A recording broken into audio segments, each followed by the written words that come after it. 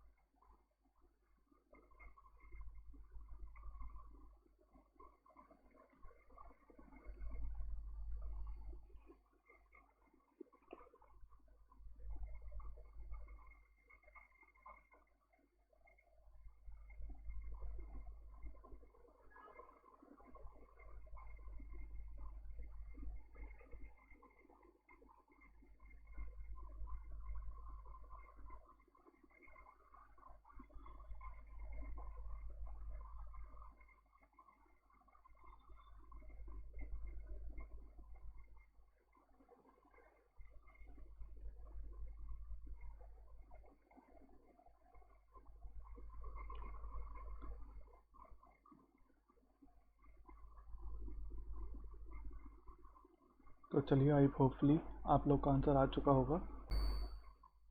इस क्वेश्चन में क्या बता रहा है? 8 students Apu, Balu, Chain, Isha, Manu, Ram, Sonu, Z are sitting around a circular table and 3 of them are facing away from the centre. 3 लोग सेंटर से अवे देखते हैं। तो हम लोग ड्रॉ कर लेते हैं एक डायग्राम। 8 स्टूडेंट्स हैं और जिसमें हमें पता है कि 3 पीपल्स कहाँ देखते हैं, अवे फ्रॉम दी सेंटर। तो इसको हम लोगों ने शॉर्ट एक आइडिया लगा दिया है। फिर नेक्स्ट हमें क्या बताता है? Manu is not immediate neighbour of Ram और बालू। मनु जो है वो राम और बालू का नेबर नहीं है। ठीक है। नेक्स्ट हम लोग क्या करते हैं? Manu is not immediate neighbour of Ram and Balu. The one who sits exactly between Chain and Sonu is not facing centre. दो चैन और सोनू के बीच में जो पर्सन सिटिंग करता है वो इनसाइड नहीं दिखेगा। Is not facing the centre. Not facing the centre का मतलब क्या है? आउटसाइड दिखेगा। तो हम लोग चैन एंड सोनू बना देते हैं। चैन यहाँ पे, सोनू यहाँ पे, एंड इन दोनों के बीच में जो बैठेगा वो आउटसाइड दिखेगा। अब एक चीज़ ध्यान देने वाली बात है, अगर सोनू और चैन के बीच की बात करें तो चैन यहाँ पे भी तो आ सकता है सोनू की प्लेस पे। तो हम लोग क्या करेंगे, एक और डायग्राम बना लेंगे जिसमें हम लोग सोनू और चैन की पोजीशन को इंटरचेंज कर देंगे। तो इसमें हम लोग चैन की पोजीशन यहाँ कर देते हैं एंड सोनू की पोजीशन यहाँ कर देते हैं। नेक्स्ट अब पढ़ते हैं, नेक्स्ट क्या बोल रहा है क्वेश्चन में? Z is third right of Ram and both are facing away from the centre. Z जो है वो थर्ड राइट है राम के। Z is third right of Ram. तो ये हमें नहीं पता, आइडिया नहीं है, तो इसको हम रफ लिख देते हैं। Z is third right of Ram, Ram के थर्ड राइट में। Z इसका मतलब इन दोनों के बीच में दो बंदे बैठ रहे हैं। 2 peoples are sitting between Ram and Z। Next, immediate neighbour of Ram facing same directions.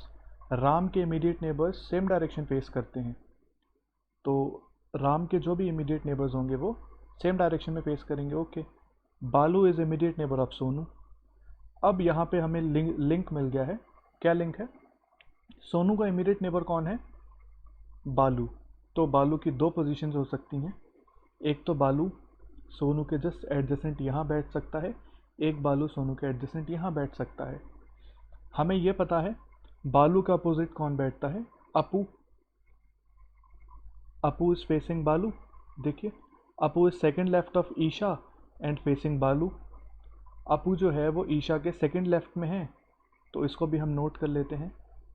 Appu is second left of Isha and facing Balu, and Apu is facing Balu. Apu is facing बालू। तो इसमें दो पॉसिबल केसेस में हम लोग क्या कर सकते हैं, हम लोग बालू की पोजीशंस को पहले फिक्स करके देखते हैं। If Balu is sitting here, then Apu must be sitting here. Clear? If Apu is sitting here, then Apu is second left of Isha. If Apu is here, तो ईशा यहाँ पे बैठ सकती है, first second left, and Isha यहाँ पे भी बैठ सकती है, फर्स्ट सेकंड। तो हम लोग की ईशा की दो पोजीशंस आती हैं, एक ईशा यहाँ, एक ईशा यहाँ पे। ठीक है, सपोज दैट हम एक पोजीशन को लेट कर लेते हैं।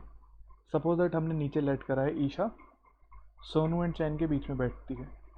ठीक है, नेक्स्ट हमें क्या करना है अब, Isha is between Sonu and Chain. अब हमें लिंक करना होगा क्वेश्चंस को। राम इज, अब ये भी हमें पता है राम और जेड दोनों आउटसाइड देखते हैं, आउटसाइड देखते हैं। तो हमें तीन पर्सन्स मिल गए हैं जो तीनों आउटसाइड देखते हैं। एक तो यहाँ पे ईशा है, ईशा के बाद यहाँ पे राम एंड जेड भी आउटसाइड देखते हैं। ठीक है, तो राम और जेड की पोजीशन क्या हम लोग इसमें सेट कर सकते हैं। राम जेड के बीच में दो पर्सन हैं, लेकिन यहाँ पे तो सिर्फ एक ही पर्सन बचता है। इसका मतलब ईशा की पोजीशन गलत है, इसका मतलब ईशा यहाँ पे नहीं बैठेगी। इसका मतलब क्या होगा, Isha is sitting here. If Isha is sitting here and Apu is second left of Isha, then Isha must facing inside the center. Okay, अब हमें पता चल गया है कि तीन पर्सन्स हैं जो कि आउटसाइड देखेंगे, तो उसमें से एक पर्सन हमारा यहाँ पे है।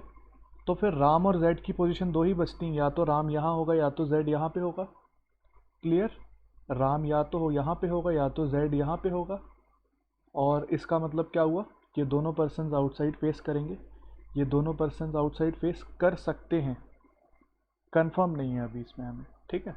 क्योंकि क्यों कंफर्म नहीं है, क्योंकि हमें बाकी की पोजीशंस नहीं पता है, हम लोग अज्यूम कर सकते हैं। तो अब हमें क्या पता है कि राम के थर्ड राइट में जेड है, तो राम को हम लोग यहाँ पे क्या बिठा सकते हैं, राम के थर्ड राइट में जेड है, मतलब फर्स्ट सेकंड एंड थर्ड। तो जेड इधर आ सकता है, तो जेड आउटसाइड फेस करेगा, आउटसाइड फेस करा। ओके, हमारे जितने भी अजम्पशंस अभी सही बैठ रहे हैं। नेक्स्ट हमें अब एक और चीज़ पता है, क्या, बालू is immediate neighbour of Sonu. ये हो गया हमारा। Manu is not immediate neighbour of Ram और बालू। मनु जो है वो राम और बालू का इमीडिएट नेबर नहीं है। तो क्या यहाँ पर मनु की पोजीशन एक ही बचती है, मनु की पोजीशन ये है, या राम और बालू के ऑपोजिट बैठता है क्या, नहीं। तो हमारा ये अजम्पशन ठीक आ रहा है। लेकिन अब हमें इसमें क्या करना है, हमें इसमें पोजीशन सेट करनी है कि सेंटर कौन फेस करेगा, आउटसाइड कौन फेस करेगा। तो इसके लिए अब हमें क्या करना होगा, क्योंकि हमें पता है, अगर हम लोग सेकंड डायग्राम की बात करें तो सेकंड डायग्राम में अजम्पशन चेक करते हैं। चैन एंड सोनू के एडजेसेंट में है बालू, तो बालू यहाँ पे बैठ सकता है। बालू का ऑपोजिट में है अपू इधर आएगा। एंड अपू जो है सेकंड लेफ्ट है ईशा के, तो ईशा यहाँ तो नहीं आ सकती क्योंकि ये सेकंड राइट हो चुका है। तो ईशा की पोजीशन कहाँ पे हो जाएगी, Isha is sitting here, and Isha ज़रूर आउटसाइड फेस करेगी। अब अपू, अब यहाँ पे एक चीज़ चेक करिए, Ram and Z outside face करते हैं, और यहाँ पे हमारी ईशा भी क्या है, आउटसाइड फेस कर रही है। इसका मतलब सिर्फ एक पोजीशन और है इस पोजीशन को छोड़ के जो आउटसाइड फेस करेगी, and that must be Ram और जेड।